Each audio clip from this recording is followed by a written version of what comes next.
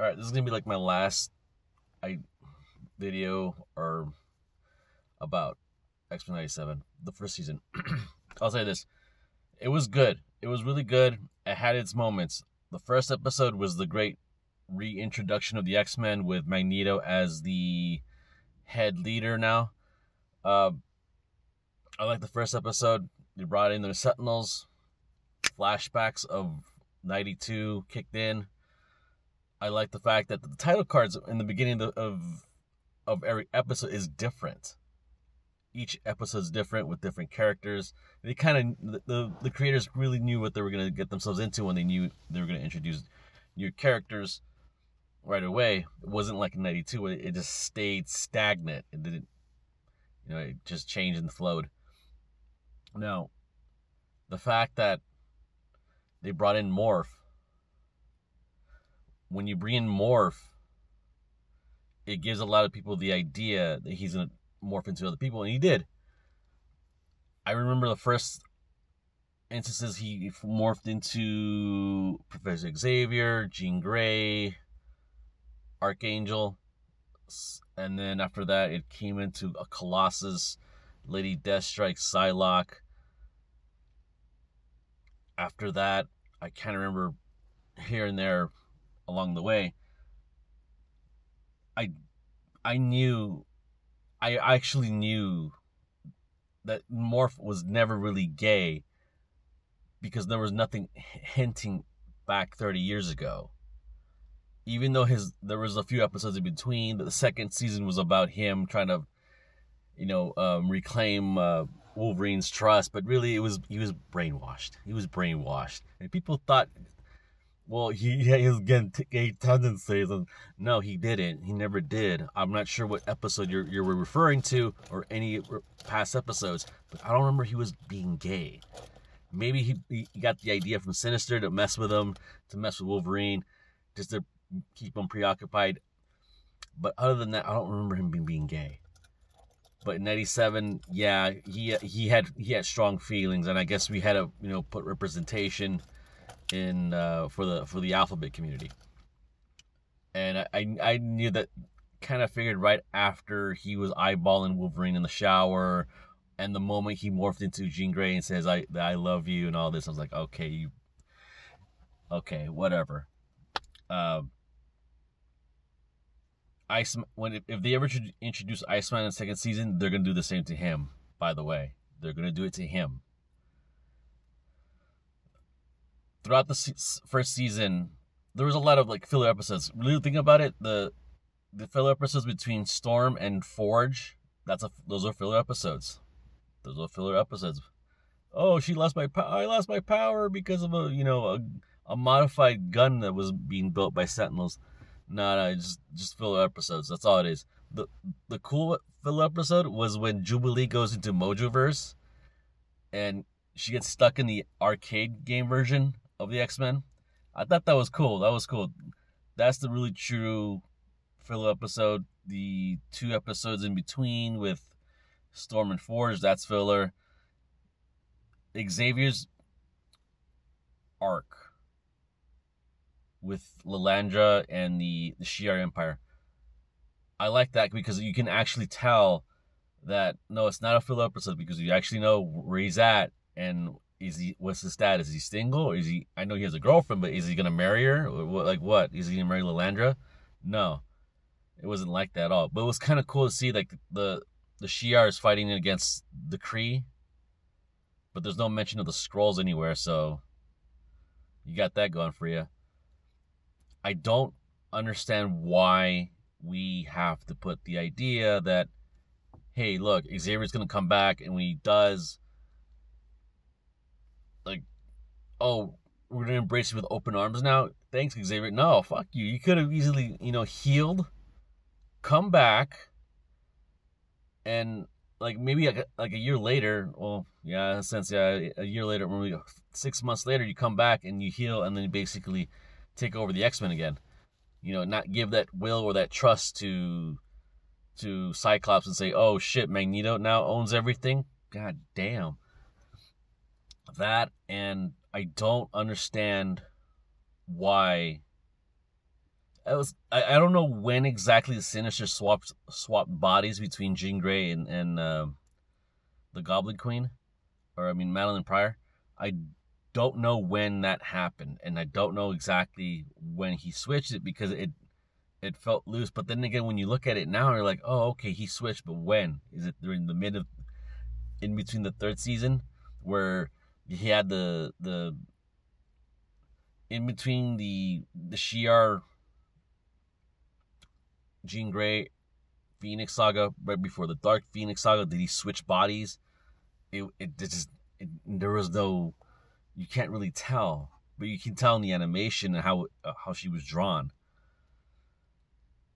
I like that, but I kind of like was sort of confused by the whole thing. But other than that, I thought the fact that Cyclops knocked up Madeline Pryor was okay. It was following the comic books, and then they have baby Nathaniel, and then he gets oozed by that fucking techno-organic virus, and he gets shot into with Bishop, and that's the part. That's also the other thing is that during those filler episodes between Storm and Forge, you could have said, "Hey, Bishop just got knocked off the fucking the time stream. He lost Nathan. We don't know where he's at." And then like, you see him, like you see baby Nathan get picked up at the Clan Scani, and then be like, oh, okay, we know where he's at. But there's no illusion until the very end of the season. With Bastion, you might have seen this earlier, but Bastion,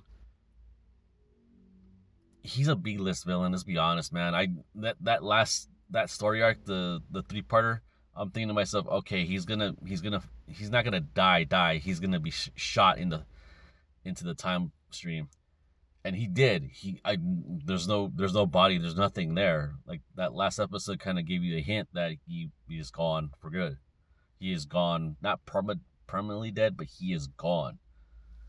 And I don't understand how, if he's going to be pulled into Bishop's timeline, but I kind of doubt it. I just don't. I mean, I think the writers wrote themselves in a corner, or many corners with this show, and they thought they were clever enough to basically say, "Yeah, we got this." No, you don't. We got this. Not really. With this idea,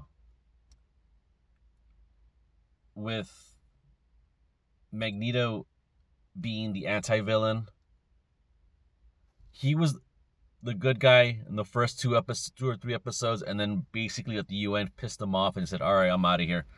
I'm going to create chaos, until he goes to Genosha, and then he basically tries to fight off all the Sentinels he could with the help of Gambit and Rogue was basically using Magneto to basically use her hypergamy to get to a better spot in life. Not sorry, guys, but you have to understand, Rogue was using her hypergamy to get a better guy. Even though Magneto's in his, late 50s, early 60s, it didn't really matter. I know a lot of ladies were going to watch this and be like, that's not true. How can she be with a guy like Magneto? He's so old. It's hypergamy, sweetie. Women don't marry for love. They marry for status and a lifestyle. For guys who love Gambit, for me, he was really cool. He's still cool in the 90s. He's still cool now. I mean, he throws them fucking playing cards like no one can, until his death.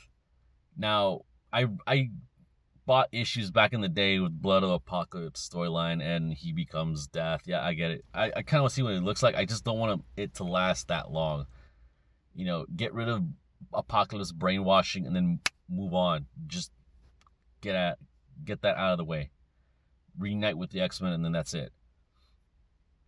I think this is a learning curve for a lot of women who watch Rogue and who love Rogue, who have to understand is that you will have to settle for less. Gambit, as sadly, I don't want to bring up him as much because Gambit is the best that she can get. And that's what women hate, is that they have to settle for less. Jubilee, I like her. She got an upgrade. She, regardless of this voice actor who voiced that one little particular scene in that Mojoverse episode, Sadly, she had to give it up because DEI was more important at the time. Yes, I said it. DEI is more important. So when they casted that one particular voice actress to replace the old actress, it was pretty much the writing was on the wall. The Genosha Massacre, it was pretty legit. I liked it. I was like, wow, they actually went there. They actually went there. They went there. The actually went there moment was when Magneto went nuts and basically ripped the adamantium from Wolverine, and that split second where he just cracks his back, and then all the adamantium just spews out. And I'm like, all right, well, at least we're gonna get Onslaught for this one. And yeah, I mean, look, it's not gonna happen right away, but you're gonna see little bits of ideas in people's heads. Like, you know, Xavier's gonna be like, he's gonna be talking to himself, be like, "Get the hell out of here! Who are you? Get out of here!" You know, you'll have that little moments of like, "What the fuck are you doing?" Magneto will still be Magneto. It's just, I think his mind will just drift off. But that and the last up to the end, I think with Bastion, B-list villain, forget him. Magneto, I hate the whole port. Like, I'm good guy and I'm bad guy. I'm good guy on this episode. I'm bad guy on this episode. I'm like, shit. I hate. This is what the writers do. They play themselves in the corner, and they can't be doing that ever again. It satisfied a lot of the people who leaned left to center or far left progressively. X-Men 97 is X-Men 97 woke? Yes. But they don't shove it down your throat. Not yet. With more woke, the part where Executioner in the second episode, he fights off Cyclops as he's beating the shit out of him. The monologue in between that, I'm like, yeah, I get it, Beau DeMaio. You really, really hate Trump supporters or even Trump. And you were trying to use this massive allegory of this first season to tell the idea that we hate 9/11, but we hate J6. We also hate Trump. We also hate Trump supporters. We're going to all lump you in and put the moniker Magneto is right. Genocide is great. Yay. And we're going to convince a lot of woke YouTubers to align to that idea and phrase and that ideology in a very subtle way. Beau DeMaio, you did a fantastic job on that. You made everyone not really aware that Magneto had no inclination of being right. You made everyone think that Magneto was right in the sense that we should bring back genocide and punish the bad people in X-Men 97, the humans. Other than that, Morph is gay, which is kind of tragic. He's not. Iceman, I'm willing to bet, it's gonna happen that Iceman will be gay in season 2. That's if they put him in. Because they already introduced Polaris, they introduced Multiple Man, they introduced Forge and his allegiance to the government in a weird way. Cable's in there, Bishop's in there, Wolverine's in there. They're gonna introduce whatever X-Men is left out there. They're gonna put X-Force and X-Factor in there and set them into the past and into the future. There's always this one inclination about how Apocalypse will be introduced, and they already hinted at the idea that the past of Apocalypse, his time in Egypt, how he got basically how he fought against the Pharaoh, or in this case Kang the Conqueror. One of the variations of Kang the Conqueror tried to kill Apocalypse, and he basically beat the crap out of Kang, and Kang got nervous and got the fuck out of there. And like that, he starts to conquer Egypt. When he conquers Egypt, he expands his empire slowly, and then he says, you know what, I'm just gonna go and conquer other territories. He goes to South America, he goes to China, he goes someplace in the Himalayas, and he finds the celestial machine, and then he incorporates his technology. At some point or another, he has to meet up with Sinister, and he makes a pact with Sinister in the 1850s. I think at some point in the future timeline with Clan Ascani, you'll see like the older version of Apocalypse where he's about to die, and you see Clan Ascani destroy whatever forces of Apocalypse he has left when he have Cyclops and Jean Grey, and they know more about their origins and their future, what lineage would permeate. That's what's going to happen. In the present, he's going to form his new formation of the Horsemen. Yes, Gambit. Yes, Mystique. Wolverine's another one. I want to say Polaris, just for some odd reason or another. I just kind of hinted. That I think they're gonna incorporate what I think Apocalypse will have his God Pill moment and say he'll take the God Pill and say, look, what happened in Genosha can never happen again, and I don't want my children, the mutants, to basically flounder in a weakened state. I must bring them, stronger than ever, I guess you can say. I think that's his way of saying I'm going to take over. That, and I think with the X-Men meeting with the Avengers, I think the Avengers are going to figure out really quickly they have to take sides in this war that between humans and humans Homo superior. I don't think that's their Civil War moment where they're going to be like, do we side with mutants or do we just stick with the government or whatever? I think that's going to happen in a subplot way. Season 3 is going to be like the war between X-Men and the Avengers.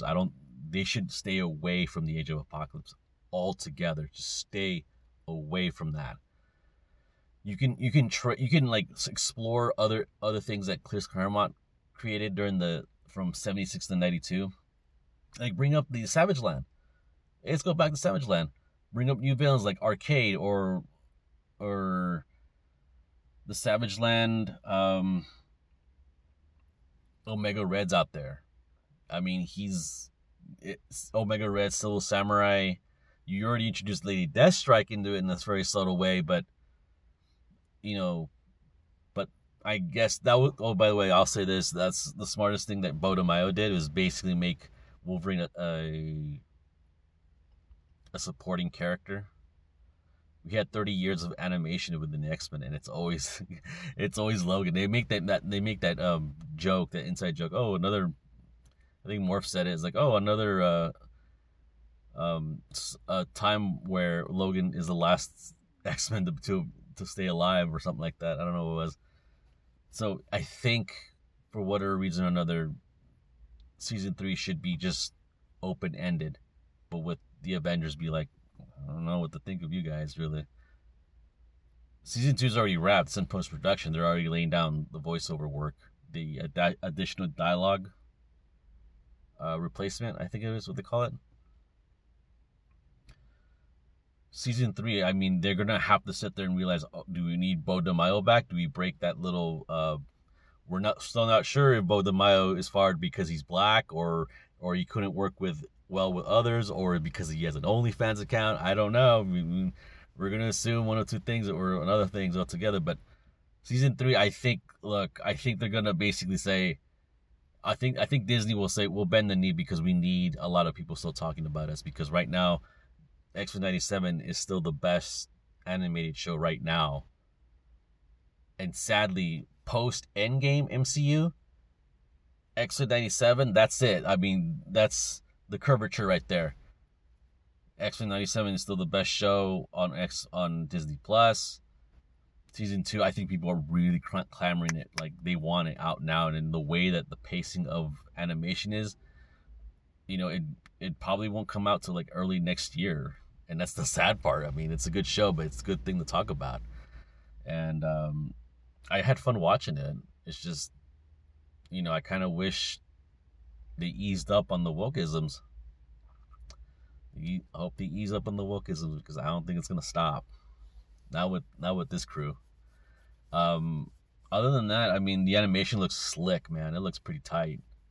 It looks really, really tight. So, yeah, X-Men 97 season 2. I'm looking forward to it. All right, later.